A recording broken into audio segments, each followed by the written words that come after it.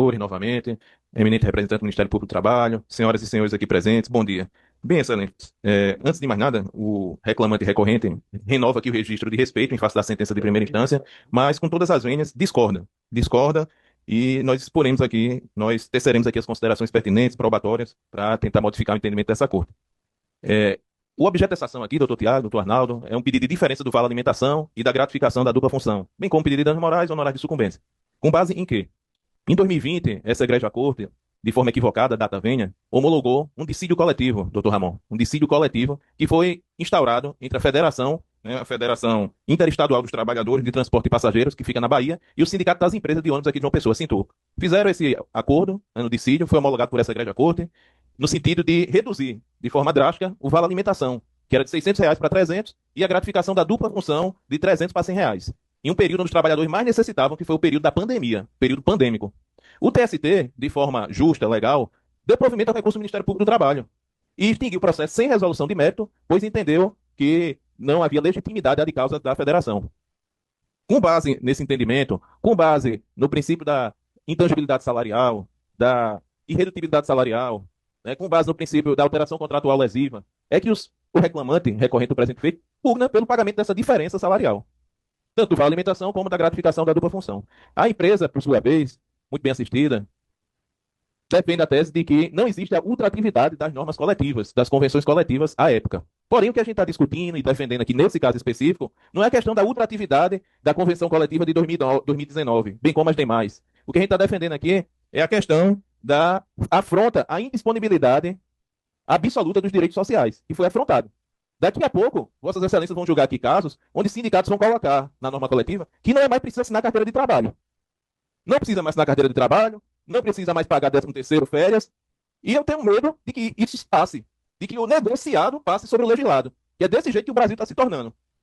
Direitos sociais mínimos, onde a gente estuda no banco de faculdade, em graduação, para fazer mestrado, doutorado, para a gente utilizar argumentos como meio de retórica, mas está faltando efetividade, está faltando ser aplicado. Porque aqui o trabalhador diminuiu de R$ 600 um vale alimentação no período da pandemia para R$ 300. Isso não foi um não, isso foram 5 mil funcionários no estado todo. Uma média de 5 mil funcionários. O sindicato, fez o quê? O Né? sindicato nosso. O sindicato, à época. Porque o sindicato fez uma convenção coletiva. E aí Não, agora não foi o parece que sindicato, doutor. Não foi o sindicato. O sindicato estava sem presidente, doutor. os trabalhadores participaram do Foi a federação. mas eram os trabalhadores. Né? Essa é a questão, né? Não, isso. Mas o que a gente está tô trazendo falando na disso, tona, né? E foi muito bom, doutor Tiago, Vossa O Excelência. tribunal que. Não, claro. Eu estou falando que, né, nem sempre quem está à frente de um órgão defende os interesses da categoria. Né? A verdade é essa no nosso país, infelizmente. E o tribunal, de forma legal, com base na lei, entendeu? Em homologar o acordo. E a gente respeita. O tribunal aqui é muito conhecido pela sua celeridade, sua justiça nas decisões, efetividade. Mas, no meu sentir, com todas as venhas, equivocou-se aqui. Tanto é verdade que o TST anulou a decisão do tribunal. O TST anulou a decisão do tribunal. Né? Mas, além, o MPT, de forma muito aguerrida, de forma legal, consignou no acórdão, que foi homologado aqui pelo TRT, várias ressalvas que estavam transigindo sobre direitos de indisponibilidade absoluta, sobre jornada de trabalho, sobre verbas salariais de alimentação. E na CLT está lá, que é proibido. Tem várias disposições seletistas introduzidas pela lei da reforma trabalhista de 2017, proibindo precarização de direito. Tudo bem, tem determinados direitos que a gente pode negociar numa mesa, numa Assembleia Geral, né, representado pelo sindicato. Mas tem um mínimo civilizatório. É o que eu estou querendo chamar a atenção dessa corte, porque daqui a pouco vai ter cláusula nesse sentido nas convenções. Não precisa assinar carteira de trabalho. Pode cometer delito dentro do trabalho que está negociado, pronto. Então, eu queria que vocês começassem, não só nesse caso, mas em outras ações, começassem a analisar sobre essa perspectiva também. Nesse processo aqui, a gente pediu que fosse oficiado, doutor Arnaldo, as empresas que administravam o Vale Alimentação, porque a reclamada não trouxe um contra-cheque aos autos.